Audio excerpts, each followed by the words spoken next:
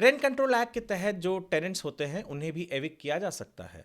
Bombay high court के मार्च 10 के एक फैसले ने यह साबित कर दिया कि 41 साल लड़ने के बाद एक लैंडलॉर्ड फाइनली अपने उस टेनेंट को एविक्ट करवा पाया जिसके खिलाफ उसने 1985 में केस दर्ज किया था। दरअसल जुहू में ये प्रॉपर्टी है, 1964 से 67 के बीच में इन्होंने ये प्रॉपर्टी जो लैंडलॉर्ड है डेवलप की। उसके अंदर एक फ्लैट इन्होंने टेनेंसी पर 540 रुपये प्रति महीने किराए पर एक टेनेंट को रखा। 1985 में इन्होंने पहले केस दर्ज की। केस जब चल रहा था उस दरमियान बहुत सी चीज़ें सामने आई। लैंडलॉर्ड ने कहा कि ये न्यूसेंस क्रिएट कर रहे थे जो टेनेंट हैं। दूसरा चीज़ उन्होंने कहा कि जो टेनेंट है उनके हस्बैंड ने पुणे में प्रॉपर्टी ले रखी है और वह ज़्यादातर वहीं रहते हैं। 1992 के इलेक्टोरल रोल में उनका नाम वहाँ है, तो इनको घर की ज़रूरत नहीं है मुंबई वाली, तो ये आप खाली करके मुझे दीजिए, मुझे चाहिए।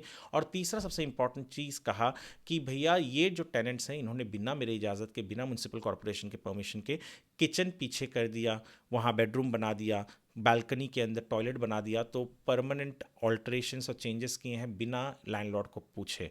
जो ट्रायल कोर्ट था उसने लैंडलॉर्ड के हक में फ़ैसला दिया, पर जब वो केस 2011 में ट्रायल कोर्ट ने फैसला दिया, 2013 में अपील में जब टेनेंट्स गए तो केस को पलट दिया, यानी ऑर्डर को पलट दिया और टेनेंट्स के फेवर में ऑर्डर दिया। लैंडलॉर्ड आगे 2014 में बॉम्बे हाई कोर्ट में वो पहुँचे। बॉम्बे हाई कोर्ट में जब वो पहुँचे तो उन्होंने केस का जो परिणाम आया वो मार्च 10 को आया। बॉम्बे हाई कोर्ट के जज ने कहा कि रेंट एक्ट भले जो टेनेंट्स हैं उनको प्रोटेक्ट करने के लिए है, पर सेक्शन 13(1) के ABC बहुत सारे चीज़ें जिसमें ये सारी चीज़ें प्रूव हुई कि उनके अलग उनका एक घर था पुणे में, टेनेंट का जो था, उन्होंने बाद में टेनेंट ने घर लिया था उनके हस्बैंड ने पुणे में, प्लस उन्होंने न्यूसेंस यानी वो गेट के सामने कुछ कंक्रीट के स्टेप्स बना दिए जिसकी वजह से पानी जमता था, न्यूसेंस होता था।